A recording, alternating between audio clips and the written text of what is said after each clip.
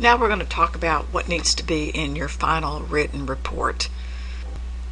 Your report should have the 5 sections that your chapter discusses: a summary, an introduction, what they call the body, which is basically a summary of the evidence obtained or listing of the evidence obtained, the results, and then follow-up or recommendations. And in the red text here, I've just made some suggestions of the types of things that would go in each of the 5 sections. Be sure that every page has a nice title, that you have the date and your name as the submitting investigator here. You'll be addressing the report to Robert and Nathaniel Smith. Those are the 2 sons of J.D. Smith, the prior owner. Okay, let's talk about each of the 5 sections. The summary. Here you're going to summarize the main findings. You don't have any outcome here because the children have not confronted Thomas Workman and reached any kind of arrangement with him where he has agreed to repay anything. He did say in the interview he would repay things that he had taken, but maybe he doesn't have any particular numbers in mind. We haven't gathered the evidence and presented it to him. So there's no outcome yet that he's refused and we're going to have him arrested or whatever. So you'll just be summarizing your main findings. Be sure when you summarize your main findings that you separate out the sums that are highly certain. We know the dollar amount of those items that need to be repaid versus the ones that are estimates and we're less certain, and there's some play in terms of the numbers. We believe our numbers might be on the low side, but they would be open to challenge. About 1 or 2 paragraphs is enough for the summary. The introduction is just a very brief background about why the investigation was needed. Your audience already knows it, so it just gives a little bit of context to the report in case the report goes on and has a future life, perhaps in an investigation or a legal proceeding. 2 or 3 paragraphs at the max. Then you would present the evidence that you obtained, and you can do this in bullets or in tables or in lists. You can attach evidence. You can say, see exhibit whatever, where the transcript of the interviews are, or whatever it is that you want to include in your report. For the results, you're going to describe and summarize the findings, and this is when you're going to gather them all up and reveal totals. And so you'll be importing here the tables from Excel, the financial statements, and so forth into your report. And I'm going to show you how to do that. And then in the follow-up, this is where you explain that the report is being used to negotiate repayment from Thomas Workman and maybe even that outside CPA. You'll be explaining that, especially for the pawn shop information, that the assumptions are critical and that they may wish to use different assumptions and show sort of high and low numbers in the meetings with Workman and provide that work file for the Excel work file for your client. You may have suggestions that you might like to make. I would be brief but specific. You're probably going to suggest that they resume with the annual audit, that they're going to go back to the computerized inventory system that they abandoned, and then give them specific controls. Don't just tell them to improve your controls. Specific ones that this particular business may want to try. Just as a reminder that in a investigation report, format matters, professional polish matters, the visual matters, centered on the page, titles, typos, all those things leave an impression about the authoritative nature of your work. And so it is very important that this be well edited, well laid out. It should be suitable for both a naive audience, the 2 sons, as well as a court of law. The grading is based on 3 main criteria. 30 out of the 110 points is, does it read well? 40 out of the 110 points is it free of technical errors, and is it complete? Nothing's left out. And then the last one is a qualitative sense. Would the audience find it useful? So can they get to what they want? Can they skim it? Can they find the pieces? When you refer to something, is it easy to go get to the thing that you're referring to?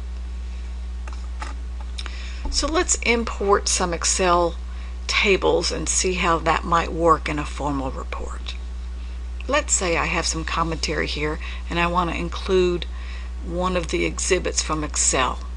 So here I've said we've estimated the missing pawn shop data by using assumptions reported by workmen in the interview. As shown in the table below, we've assumed a 20% interest rate, a 4-month average loan length, and a sale price of 2 times the cost of forfeited items. We presume that all the checks to cash were pawn loans, but some additional loans may have been made from cash on hand. Be nice if I didn't have typos, wouldn't it? And so we expect these amounts to be conservative. Okay, so the table below is not in there, is it? So I'm going to go to Excel and I'm going to copy it in. So here I am in Excel, and what I'm going to do is highlight the piece, right click, copy, and go back to my report and paste. Now I want to make it polished, so I'm going to highlight the table and I'm going to center it, and then these look kind of funny all over to the side, and I'm going to center those. My column is a little bit fat for its contents, so I'm going to go up here and grab it and skinny it up, and now they're not the same size, so let's make them all the same size so they all line up nicely. Okay, that appears to be a typo, so let's fix that. There we go.